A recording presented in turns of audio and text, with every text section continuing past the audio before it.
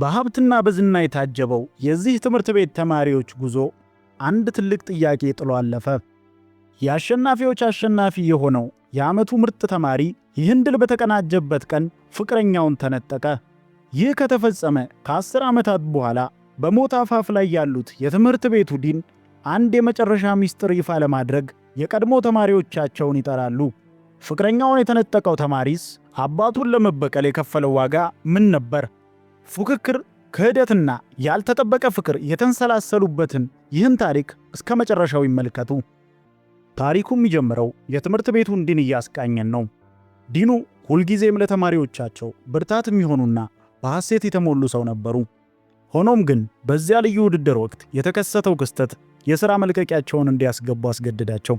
ለሩብ ክፍለ ዘመን በትምህርት ቤቱ ካገለገሉ በኋላ ከሰው እይታ ርቀው ወደ ብቸኝነት ዓለም ተሰደዱ።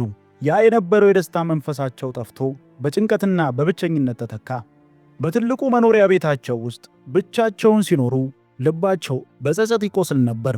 ይህም የሆነው በእነዚያ ሁለት ምርጥ ጓደኛሞች መካከል ለተፈጠረው ጸብና ጥላቻ ዋነኛው ተጠያቂ ራሳቸውን አድርገው ስለሚቆጥሩ ነበር። ይህ የተከሰተው ጸብና ጥላቻ 10 ዓመታትን አስቆጥሯል። ታሪኩም ሲቀጥል የቀድሞ የሴንት ቴሬዛ ተማሪ የሆነው ሱዶ በአልጋው ላይ ተኝቶ እያለ በሚደርሰው ድንገተኛ የስልክ ጥሪ ነው። ከቀድሞ የትምህርት ቤት ጓደኞቹ አንዱ ደውሎ ዲኑ በጽኑ መታመማቸውንና በመጨረሻው ሰዓት የሚወዷቸውን የቀድሞ ተማሪዎች ለማየት መፈለጋቸውን ይነግረዋል። ሱዶ በዜናው ክፉኛ ደንግጦ ዲኑን ለመጠየቅ ወዲያውኑ ይስማማል። ለቀሪዎቹም የድሮ ጓደኞቹ መርዶውን ያደርሳል። ተማሪዎቹ ሁሉ የዲኑ የሕይወት ፍጻሜ መቃረቡን ተረድተው ወደ እሳቸው ለመጓዝ ይወስናሉ። ትምህርታቸውን አጠናቀው ያ ታላቅ ግርግር ከተፈጠረ 10 ዓመታት ቢቆጠሩም ትዝታው ግን ዛሬም ድረስ አልጠፋም። አሁን ሁሉም የየራሳቸውን ሕይወት መስርተውና በትዳር ተሳስረው ቢኖሩም ያለፈውን ታሪክ ለመቋጨትና ለጥያቄዎቻቸው ምላሽ ለማግኘት ጉዟቸውን ይጀምራሉ። ሆስፒታሉ ሲደርሱም እርስ በርሳቸው ማውራትና ትውስታቸውን ማደስ ይጀምራሉ። የስፖርት መምህራቸው ሻ ሳይቀር ዲኑን ለመጠየቅም ይመጣሉ። መምህሩም እንደነገራቸው ከሆነ የእነሱ ቡድን ከትምህርት ቤት ከወጣ በኋላ ዲኑ ተረብሸው ከስራቸው እንደለቀቁ ነገሯቸው።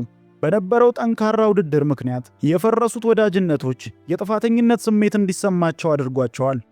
ለዚህም ነው በመጨረሻው ሰዓት ይቅርታ ለመጠየቅና አለመግባባቶችን ለመፍታት ሁሉንም የጠሯቸው። ዲኑ በዋናነት የሚያስታውሷቸው አቢና ሮሃንን ነበር። ምንም እንኳን ሁለቱም አሁን ትልቅ ደረጃ ላይ ቢደርሱም ለግንኙነታቸው መበላሸት ራሳቸውን እንደ ምክንያት ያያሉ። ተማሪዎቹ የዲኑን ሁኔታ አይተው ልባቸው ይሰበራል።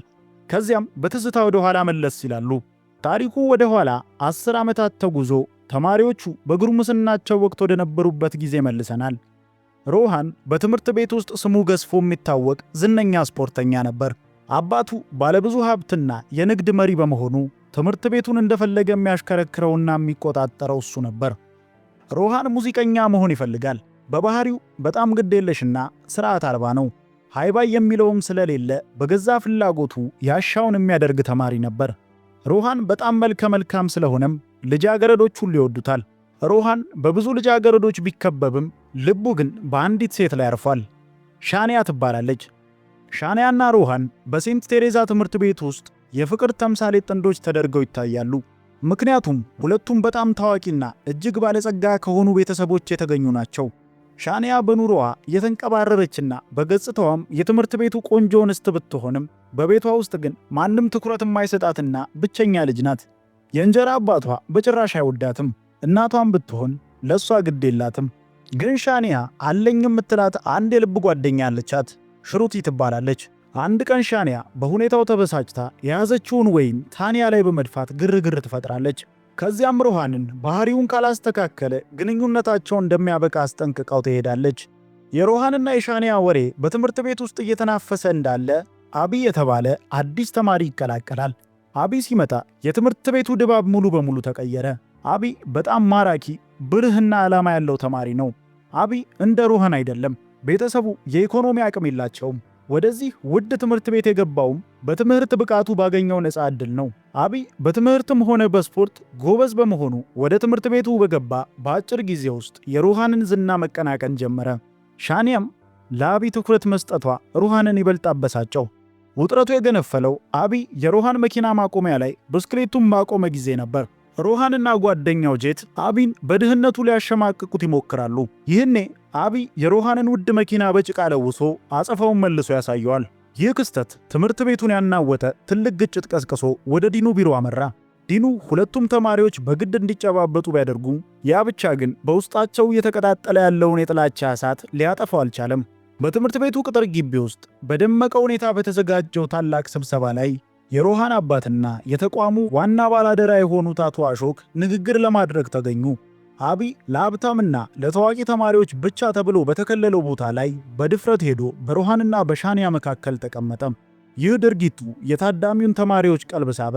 በዚህ መድረክ ላይ ዲኑ ዓመታዊውንና ተናፋቂውን ውድድር በይፋ መጀመሩን አበሰሩ። አሸናፊው ተማሪ በዓለም አቀፍ ደረጃ ስም ባላቸው ዩኒቨርሲቲዎች ውስጥ የነጻ የትምህርት ዕድል ተጠቃሚ እንደሚሆንም ተገለጸ። የሮሃን አባት አቶ አሾክ መድረኩን ተረክበው ንግግራቸውን ሲጀምሩ አዳራሹ በጭብጨባ ቢናወጥም ሮሃን ግን የአባቱን ድምፅ ላለመስማት ሆን ብሎ ጆሮ ማዳመጫውን በጆሮ ላይ አደረገም። አባት ልጃቸው የእሳቸውን ፈለግ ተከትለው ስኬታማ ነጋዴ እንዲሆን ቢወተውቱትም የሮሃን ልብ ግን በሙዚቃ ፍቅር በመጠመዱ በሁለቱ መካከል የከረረ አለመግባባት ሰፍኖ ነበር። ከስብሰባው በኋላ አቢ በአሰልጣኝ ሻ ግብዣ የስፖርት ቡድኑን ተቀላቀለ። በሜዳው ላይ ሮሃንና አቢ ያላቸው ፉክክር ይበልጥ አየለ። ሮሃን የአቢ ተወዳጅነት ስላላስደሰተው ትምህርት ሊሰጠው ወሰነ። አቢ የሽንት ምርመራ ናሙና እንዲያመጣ የሚጠይቅ የሐሰት ማስታወቂያ በትምህርት ቤቱ ሰሌዳ ላይ እንዲለጠፍ አደረገ።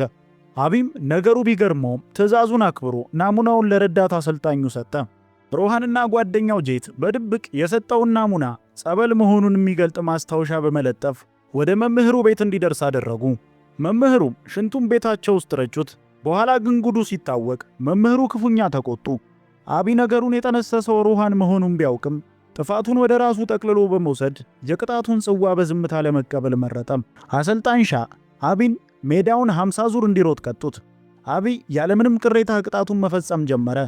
ሮሃንም አቢ ያልሰራውን ጥፋት ተቀብሎ ሲደክም ይመለከታል።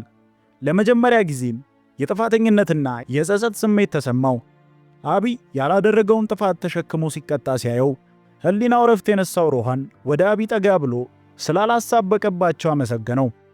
ስለተፈጠረው ስህተትም አቢን ይቅርታ ጠየቀው። አቢም ይቅርታውን ተቀበለ። አቢ ቀጥሎም ለሮሃን አባት ያለውን አድናቆት ገልጾ ሮሃን እንዲህ ያለ አርአያ የሚሆን ወላጅ በማግኘቱ የታደለ መሆኑን ነገረው። ይሁን እንጂ ሮሃን ይህን ሐሳብ በምሬት ውድቅ በማድረግ ለአንድ ቀን በሱ ቦታ ቢሆንና ሕይወቱን ቢያይ ራሱን እንደሚጠላው ይነግረዋል። በጨዋታው መሃልም አቢ ወላጆቹን በሞት ካጣ ረጅም ዓመታት እንደተቆጠሩ ነገረው። ይህ ያልተጠበቀ ዜና ሮሃንን በከባድ ሐዘንና ጸጸት ውስጥ እንዲወድቅ አደረገው። ይህ ግልጸኝነትና መተሳሰብ በሁለቱ ወጣቶች መካከል የነበረውን ልዩነት አጥፍቶ አዲስ የወንድማማችነት መንገድ ከፈተ። በመጨረሻም ሮሃን አቢን በምሳ ሰዓት አብሮት እንዲሆን በመጋበዝ የጓደኝነታቸውን ጅማሮ አበሰረ። በሌላ በኩል በሻንያና በታንያ መካከል ያለው ፍጥጫ ቀጥሏል። በምሳ ሰዓት ሻንያ ወደ ካፌው ስትገባ አቢን ጨምሮ የሁሉም ተማሪዎች አይን በሷ ላይ አረፉ። አቢ በውበቷ ተደንቆ በትኩረት ይመለከታት ነበር። ሮሃንም ከሌሎች ሴቶች ጋር የሚያደርገውን አጉል መቀራረብ ትቶ ለሻንያ ብቻ ትኩረት መስጠት ጀመረ። ሻንያና አቢ ለመጀመሪያ ጊዜ የቃላት ልውውጥ ያደረጉትም በዚሁ ቅጽበት ነበር። ሽሩቲ ለሮሃን ብርቱ ተፎካካሪ እንደመጣበትና ጥንቃቄ ሊያደርግ እንደሚገባ በጨዋታ መልክ አስጠነቀቀችው።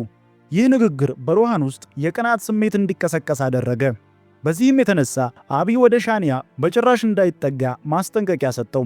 የታንያ እናት ሮሃን ላይ የፍቅር ወጥመድ በመዘርጋት ሻንያን ከመንገድ እንድታስወጣትና ቦታዋን እንድትረከብ ሌት ተቀን ትመክራት ነበር። ይህ በእንዲህ እንዳለ ሶዶ የተባለው ተማሪ የዓመቱ ምርጥ ተማሪ የሚለውን ክብር ለመቀዳጀት በብርቱ ይተጋ ነበር። አቢና ሮሃን በሜዳው ላይ ልምምዳቸውን ቀጠሉ። በመጨረሻም ዲኑ በተቀናቃኛቸው ትምህርት ቤት ለ25 ዓመታት ሲሸነፉ የቆዩበትን ታሪክ ጠባሳ ለመደምሰስ ዘንድሮ የግድ ማሸነፍ እንዳለባቸው ለአሰልጣኙ አሳሰቡት። አሰልጣኙም ቃላቸውን ተቀበለ። በጨዋታው ዕለት የአቢ ቡድን መጀመሪያ ላይ ተዳክመው ቢታዩም በሁለተኛው አጋማሽ ግን ሮሃንና አቢ በሰሩት ድንቅ ጥምረት አሸናፊ መሆን ቻሉ። አቢ ሆን ብሎ ሮሃን ግብ እንዲያስቆጥር በማመቻቸትም ጓደኝነታቸው ይበልጥ እንዲጠናከር አደረገ። ሮሃን አቢን ቤቱ እንዲያድር ይጋብዘዋል። ከዛም አቢ ከአቶ አሾክ ጋር ለመጀመሪያ ጊዜ ተገናኘ። አሾክ በአቢ ብልሃትና በራስ መተማመን ወዲያውኑ ተማረኩ። አቢ ለድሉ ሮሃን መመስገን እንዳለበት ቢናገርም አሾክ ግን ልጃቸውን ከማጣጣር አልተቆጠቡም። ይልቁንም አባቱ ሮሃንን በአንድ ፈተና ተገዳደሩት። እሱም የዓመቱ ምርጥ ተማሪ ዋንጫን እንዲያሸንፍ ነበር። ሮሃንም የአባቱን ፍቅር ለማግኘት ሲል በፈተናው ተስማማ። አሾክ በአቢ ውስጥ የራሳቸውን ጠንካራ ስብዕና ስለተመለከቱ ለልጃቸው የማይሰጡትን ትኩረትና ድጋፍ ለእሱ ይሰጡት ጀመር። ይህ ሁኔታ ሮሃን በውስጡ እንዲቆስል አደረገው። ሮሃን ግን ህመሙን ዋጥ አድርጎ አቢን ይዞ ወደ ጭፈራ ቤት አመራ። ወደ ጭፈራ ቤት ባቀኑበት ምሽት ሮሃን ከታንያ ጋር ከመጠን በላይ መቀራረቡ ሻንያን አስከፋት። አቢ የሻንያን በሐዘን መሰበር ተመልክቶ ሊያጽናናት ይሞክራል። ሮሃን ግን በስሜትና በደስታ ተውጦ የፍቅረኛውን ህመም ሊረዳ ቀርቶ ወደ እሷ ዞር ብሎ እንኳን ለማየት ፍላጎት አልነበረውም። የረፍት ቀናት ሊያበቁ ሲሉ አቢ ከአቶ አሾክ ቤተሰብ ጋር ማዕድ ለመካፈል ተገኘ።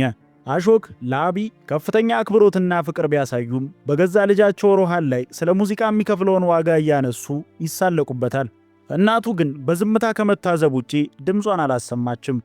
በዚያ ቅጽበት የሮሃን ወንድም አጀይ የጋብቻ ጥሪ ተበሰረ። አቢም ልዩ ተጋባዥ እንዲሆን ተደረገ።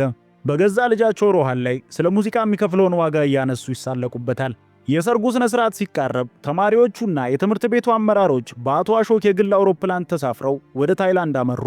ታንያ ሮሃን ላይ ተለጥፋ ትታያለች።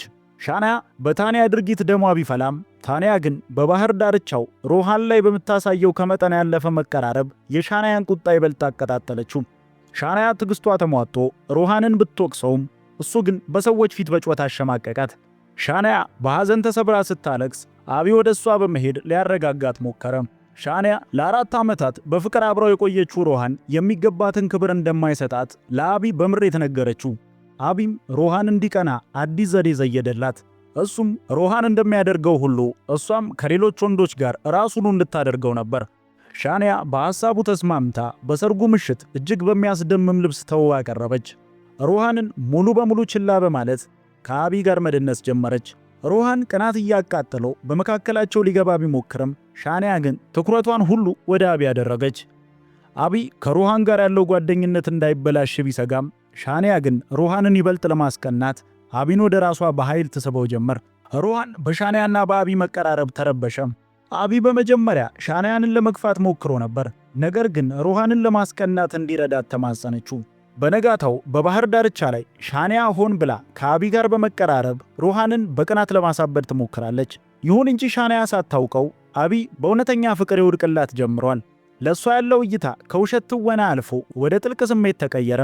ሮሃን የሁለቱም መቀራረብ አስተውሎ አቢን ስላላቸው ግንኙነት ቢጠይቀውም አቢ ግን ይህ ሁሉ ሮሃን የሻንያን ክብር እንዲረዳ የተደረገ ዕቅድ መሆኑን ገለጸለት። አክሎም ሻንያ ልዩ ሴት መሆኗንና ሊያጣት እንደማይገባ መከረው። ሮሃንም ስህተቱን አምኖ ሻንያን ይቅርታ ጠየቃት። ዳግመኛም ላያቆስላት ቃል ገባ። ይሁንና ሻንያ ባልገመተችው ሁኔታ በአቢ ዘንድ የነበረው የትወና ስሜት ወደ እውነተኛ ፍቅር ተለወጠ። የሰርጉ ዕለት ሲደርስ አቢ ለሻንያ ጌጣጌጥ በማሰር ሲረዳት ለእሷ ያለው ፍቅር ምን ያህል ስር የሰደደ እንደሆነ በይበልጥ ተረዳ። እንደ መታሰቢያ የሆነው ዘንድም አንዱን የጆሮ ጌጧን በስውር አስቀረ። ሮሃንና ሻንያ በመታረቃቸው አቢ ለጓደኛው ደስታ ቢሰማውም በውስጡ ግን ሻንያ የእሱ የመሆን ዕድል እንደሌላት ተረድቶ በዝምታ ይብሰለሰል ነበር። ታሪኩ ከ10 ዓመታት በኋላ ወዳለው የአሁኑ ጊዜ ሲመልሰን ታንያ፣ ሽሩቲ፣ ሱዶና ጄት የታመሙትን እንዲን ለመርዳት በሆስፒታሉ ውስጥ ተሰባስበው እናገኛቸዋለን። በድንገት ግን ለብዙ ዘመናት ሲናፍቁት የነበረው ሮሃን በበሩ በኩል ብቅ አለ። ታንያ በደስታ ተውጣ ወደሱ በመሮጥ አቅፋ ስትቀበለው ጓደኞቹና መምህር ሻም በታላቅ ፍቅርና ናፍቆት ሰላምታ ሰጡት። ሮሃን ያሰበው ተሳክቶለት አሁን በዓለም ዙሪያ ስሙ የገነነ ታዋቂ የሮክ ሙዚቀኛ ለመሆን በቅቷል። የቀድሞ ወዳጆቹን ሰላም ካለ በኋላም በህመም ላይ ያሉትን እንዲን ለማየትና ለማጽናናት ወደ ክፍላቸው አመራ። ታሪኩ ወደ ቀድሞ ትዝታ ሲመለስ ሽሩቲ በአንድ ወቅት አቢ ሻንያን በናፍቆት ዓይን ሲመለከታት በድንገት አስተዋለች። በዚያን ጊዜ ሻንያ ከሮሃን ጋር በደስታ የተሞላ የፍቅር ጊዜያትን እያሳለፈች ነበር። ጉዳዩን ለሻንያ ብትነግራትም ሻንያ ግን መጀመሪያ ላይ አላመነቻትም። ይልቁንም አቢ ሮሃን እንዲቀና በማድረግ ግንኙነታቸው እንዲታደስ የረዳቸው የቅርብ ወዳጇ እንደሆነ ገለጸችላት። ሆኖም የሽሩቲ ንግግር በሻንያ አእምሮ ውስጥ ጥርጣሬ ይዘራ። በመጨረሻም ሻንያ አቢ ለሷ ስሜት እንዳለው በቀጥታ ጠየቀችው። አቢም እንደሚወዳት ቢመሰክርም የራሱን ገደብ እንደሚያውቅና አሁን ዋናው ትኩረቱ በውድድሩ ላይ ብቻ እንደሆነ በመግለጽ ጥሏት ሄደም። ጊዜው ነግዶ ዲኑ የዓመቱ ምርጥ ተማሪ ውድድር በይፋ መጀመሩን አበሰሩ። ውድድሩ 3 ደረጃዎች እንዳሉት ተገለጸ። በመጀመሪያ ግን ብቁ የሆኑ ተማሪዎችን ለመለየት የአእምሮ ብቃት ፈተና ተሰጠ። ሁሉም ተማሪዎች በብርቱ ሲያጠኑ ቢቆዩም በመጨረሻም ግን ሮሃን፣ አቢ፣ ሻንያ፣ ሽሩቲና ሌሎች 16 ተማሪዎች ብቻ ወደ ቀጣዩ ደረጃ አለፉ። ከዚህ ክስተት በኋላ በአቢና በሻንያ መካከል ያለው ግንኙነት እየሻከረ መጣ። አቢ ስሜቱን ለመደበቅ ሲል ሻንያን ሆን ብሎ መራቅ ጀመረ። ሮሃንና አቢ ለዋንጫው ያላቸው ጉጉት ጓደኝነታቸው እንዲሻክር አደረገ። ሻንያ በጓደኛሞች መካከል ፉክክር ሊኖር አይገባም ብትልም ሽሩቲ ግን ለስኬት ሲባል መፎካከር ግድ እንደሆነ ትገልጻለች። የመጀመሪያው የውድድር ምዕራፍ የሀብት ፍለጋ የተሰኘው ጨዋታ በ4 ቡድን መካከል ተጀመረ። ውድድሩ የተዋቀረው የቅርብ ጓደኛሞች እርስ በርስ እንዲጋጠሙ ተደርጎ በአንድ በኩል ሮሃን፣ ታንያ፣ ሽሩቲና ሱዶ ሲሰለፉ፣ በሌላ በኩል ደግሞ አቢ፣ ሻንያና ጄት ተመደቡ። ውድድሩ እጅግ ተቀራራቢና አድካሚ ነበር። በመጨረሻም ሮሃንና አቢ ትክክለኛውን መልስ በአንድ ጊዜ ቢያገኙም የአቢ ቡድን ቀድሞ ግቡን በመምታቱ አሸናፊ ሆነ። ውድድሩ ተጠናቆ 12 ተማሪዎች ብቻ ወደ ቀጣዩ ዙር ሲያልፉ ሮሃን የወዳጁን ስኬት ለመጋራትና ቤተሰቦቹን ለመተዋወቅ ወደ አቢ መኖሪያ ቤት አመራ። የአቢ አክስትና አጎት ክፉ ቢሆኑም የሮሃን ሀብትና የዝና ደረጃ ስላስደነገጣቸው ብቻ በይስሙላ አክብሮት ተቀበሉት። ይሁን እንጂ አክስቱ አቢን በማንቋሸሽ ክብሩን ለመንካት በሞከረችበት ቅጽበት ሮሃን በድፍረት በመሃል በመግባት ለወዳጁ ዘብ ይሆናል። ይህም ድርጊት አቢ ለሮሃን የነበረውን አመለካከት ቀይሮ ሮሃን ለጓደኝነት የሚሰጠውን ከፍተኛ ዋጋና ያለውን ንጹሕ ልብ ዳግም እንዲረዳ አደረገው። ነገር ግን ይህ የደስታ ድባብ ብዙም ሳይቆይ በአሳዛኝ ክስተት ተተካ። የአቢ አያት በድንገት ራሳቸውን ስተው በመውደቃቸው በአስቸኳይ ወደ ሆስፒታል ተወሰዱ። አክስቱ በደረሰው አደጋ አቢን ተጠያቂ በማድረግ አንተ ለሁላችንም ሸክምና መርገም ነህ የሚሉ መራር ቃላትን ሰንዝራ ከሆስፒታሉ አባረረችው። አቢ በሐዘን ተሰባብሮ ሲወጣ፣ ሮሃን ግን እንደ ማንኛውም ጊዜ ከጎኑ አልጠፋም። በነጋታው አያቱ ከሞት አፋፍ ቢመለሱም ሁኔታቸው አሳሳቢ ነበር። በዚህ አስቸጋሪ ወቅት ሻንያ አበባና ስጦታዎችን ይዛ አቢን ለመጠየቅ መጣች። ሻንያ ቀደም ሲል ላደረገችው ነገር ይቅርታ ጠይቃ አቢንና አያቱን በየቀኑ ለመጠየቅ ቃል ገባች። ሻንያ አቢን ተሰናብታ ስትሄድ አቢ በውስጡ አፍኖት የቆየው የፍቅር ስሜት ዳግመኛ ያገረሻል። ሮሃንና ሻንያ አሁንም ፍቅረኛሞች ቢሆኑም አቢ ግን ከቀን ወደ ቀን በእሷ ፍቅር እየተሸነፈ መጥቷል። በየቀኑ በሆስፒታል ውስጥ የምታደርገው እንክብካቤና ለአቢ የምትሰጠው ድጋፍ ሦስቱንም ይበልጥ እንዲቀራረቡ አደረጋቸው። ሻንያ የአቢን ደካማ ጎንና ስብራቱን በተመለከተች ቁጥር በውስጧ ያለውን ስሜት መደበቅ ተሳናት። ይሁን እንጂ የአቢ አያት ሕይወት ማለፉን ተከትሎ አቢ ክፉኛ ተሰበረ። ከማንም ጋር መነጋገር አቆመ። አንድ ቀን ሻንያ ልታጽናናው ስትሞክር አቢ በቁጣ ቢገፋትም እሷ ግን አልተለየችውም። በክፍል ውስጥ ቆይታ ስትመለከትም ያን የጠፋባትን የጆሮ ጌጥ አቢ ዘንድ አገኘችው። ይህ አጋጣሚ በመካከላቸው የነበረውን ውጥረት አጥፍቶ የተደበቀውን ፍቅር ቀሰቀሰው። በመሳሳም ላይም እያሉ ሮሃን በድንገት በስተጀርባ ሆኖ ይመለከታቸው ነበር። ሮሃን ያየውን ማመን አቃተው። ዓለሙ ሁሉ በላዩ ላይ የተደፋ መሰለው። ሻንያ ይቅርታ እየጠየቀች ብትከተለውም ሮሃን ግን ይገፈትራታል። አቢም በድንገት የተከሰተ መሆኑን ገልጾ ቢማጸነውም ሮሃን ግን ሊሰማው አልፈለገም። ይልቁንም አቢን አንተ መርገም ነህ፣ ለዚህ ነው ቤተሰቦች በሙሉ ያለቁት ሲል እጅግ መራር ቃል ተናገረው። ሻንያ ግን በሁለቱ ወጣቶች መካከል እንደ አንድ ቁስ መታየቷን ስትረዳ በቁጣና በሐዘን ተሞላች። እኔ እንደ ዋንጫ የምትሻሙብኝ ንብረታችሁ አይደለሁም፣ ማናችሁም ስለ እኔ ስሜት ጠይቃችሁ አታውቁም ስትልም በምሬት ጮኸችባቸው። በመጨረሻም ከሁለቱም ጋር ያላትን ግንኙነት ማቋረጧን አሳውቃ እያለቀሰች ጥላቸው ወጣች። ሮሃንና አቢም የነበራቸውን ወንድማማችነት ሰርዘው ወደ የመንገዳቸው ተለያዩ። ሮሃን ፊቱ በደም ተለውሶ ወደ ቤቱ ተመለሰ። እናቱ በጭንቀት ልትሞት ብትቃረብም እሱ ግን ግድ አልነበረውም። አባቱ አሾክ ግን እንደ ወሮ በላ በየመንገዱ ግጭት ውስጥ በመግባቱ ክፉኛ ይናገረዋል። በዚህ ጊዜ በሮሃን ውስጥ ለዓመታት ታምቆ የነበረው ቁጣ ገንፍሎ ወጣ። አባቱ ለምን እንዲህ እንደሚጠላው በምሬት ጠየቀ። አሾክ ግን እንደ ወንድሙ ጎበዝ ስላልሆነ ለሱ ያለው ኩራት ሳይሆን ሐፍረት እንደሆነ ይገልጽለታል። ሮሃን በዚህ ቅጽበት በቤተሰቡ ላይ ተስፋ ቆርጦ ዳግመኛ ላለመመለስ ቃል ገብቶ ከቤት ወጣ። በትምህርት ቤትም አቢን ሲያገኘው ዋንጫውን ከእጁ ላይ እንደሚነጥቀው ይነግረዋል። ሁለተኛው ዙርና የዳንስ ውድድሩ ተቃረበ። በውድድሩ ዕለትም ሁለቱም ተማሪዎች ያላቸውን ብቃት ለማሳየት የአቅማቸውን ሞከሩ።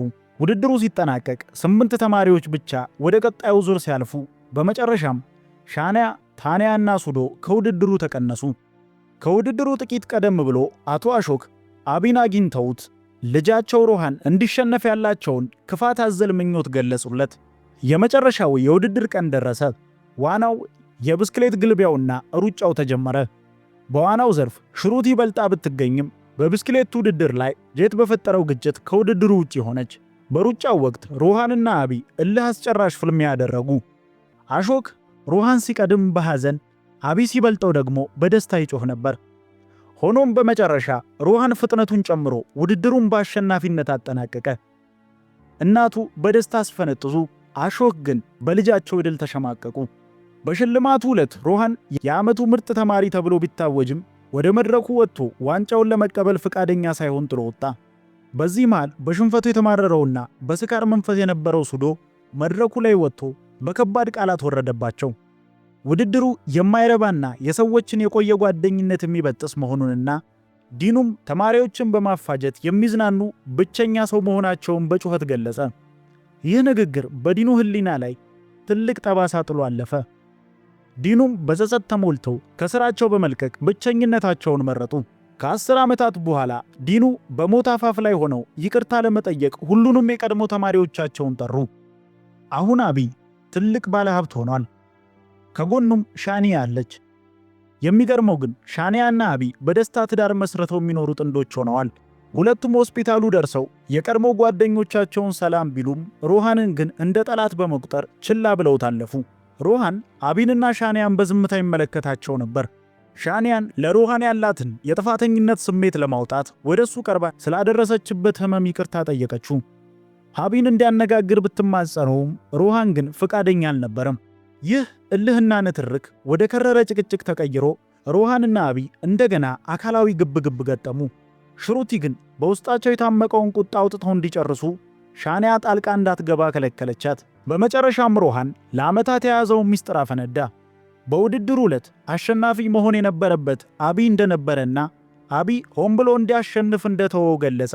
ሮሃን በሐዘኔታና በንቀት እንዳሸንፍ አደረግከኝ በሚል ቢቆጣም አቢ ግን እውነተኛውን ምክንያት ነገረው። አቢ ያደረገው ለአቶ አሾክ ትምህርት ለመስጠት ነበር። አሾክ የገዛ ልጃቸው እንዲሸነፍ ያላቸውን ጽኑ ፍላጎት ሲመለከት ዋንጫውን ከማሸነፍ ይልቅ አሾክን በልጃቸው ድል ማሳፈር ትልቅ እርካታ እንደሚሰጠው ስለተረዳ እንደሆነ ለሮሃን ይነግረዋል። ይህኔ ሁለቱ ወጣቶች በግልጽ ተነጋግረው ስሜታቸውን ከተጋሩ በኋላ የልጅነት እልሃቸውን እርግፍ አድርገው በመተው በሳቅና በጨዋታ የቀድሞ ወዳጅነታቸውን አደሱ። በዚህ መሃል መምህር ሻ መጥተው ዲኑ ሊያዋቸው እንደሚፈልጉ ነገሯቸው። ዲኑም የቆየ ስህተታቸውን አምነው በእንባ ይቅርታ ጠየቁ። ዲኑ በመጨረሻ ሁሉንም ይቅርታ ጠይቀው በሰላም ሕይወታቸው አለፈ። ከቀብር ሥነ ሥርዓት በኋላ ሮሃንና አቢ ወደ ቀድሞ ትምህርት ቤታቸው ተመለሱ።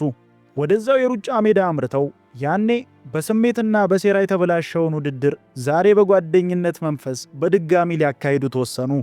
ሁለቱ ምርጥ ጓደኛሞች እየሳቁና እየተጫወቱ ለዘላለም ተለያይተው ላለመቅረት ቃል በመግባት አብረው ሮጡ። ታሪኩም የእውነተኛ ጓደኝነትን ድል በማብሰር ፍጻሜውን አገኘ።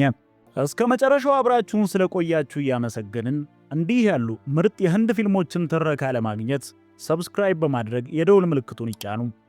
ቀጥሎ እንዲተረክላችሁ የምትፈልጉትን ተወዳጅ የህንድ ፊልምም ኮሜንት ላይ አስፍሩልኝ።